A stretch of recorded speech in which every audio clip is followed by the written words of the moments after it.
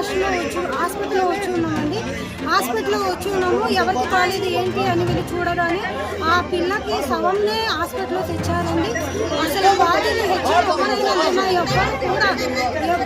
HM గారు వాటిని ఒకరు అవ్వడంతో హాస్టల్లో ఉండట్లేదండి. హెచ్ఎంలు ఇంటికి వెళ్ళిపోతున్నారు, ఎవరినో ఒకరిని బాధ్యత చూపించి వెళ్ళిపోతున్నారు.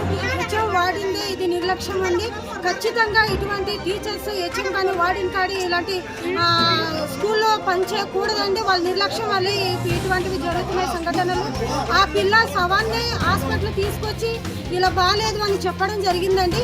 మేము అడిగి తెలుసుకున్న తర్వాత పేరెంట్స్ని వారం రోజులు బాగాలేదు కానీ టీచర్స్కి ఇన్ఫర్మేషన్ మాకు ఇవ్వలేదు, ఇంటికి తీసుకెళ్తామంటే పంపించలేదు అని చెప్పడం జరిగిందండి.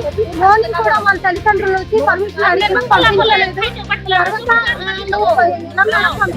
For watching. ఎప్పటికప్పుడు తాజా సమాచారం కోసం అల్లూరు లోకల్ న్యూస్ని సబ్స్క్రైబ్ చేయండి.